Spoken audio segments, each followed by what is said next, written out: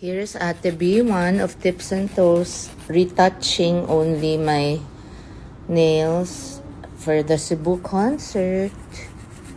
Ate, retouch lang, diba? Ate, anong masasabi mo sa kuko ko na ilang taon mo na akong ginagawa? Ay, super ganda, super lambot. Ha? Super lambot ng kamay. Eh, yung kukote. Mandila, pati kuko, ang ganda.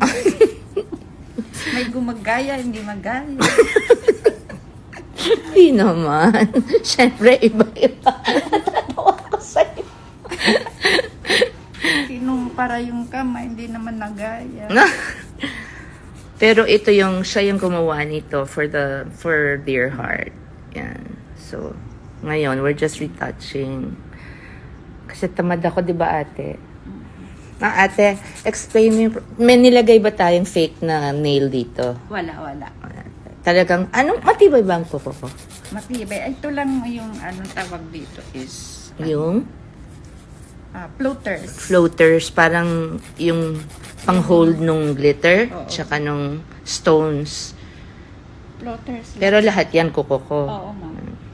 Kasi akala nung iba, peke. Hindi, kumakapal lang kasi syempre nilalagyan ng floaters. Yan. Yung gel na pinapatong dito yata. Yan. So, on my nails. Mga accessory. Yan. Puputulin natin to after the concert sa Cebu. Kasi, haba na. Ang hirap mag-type. Balik ka na lang.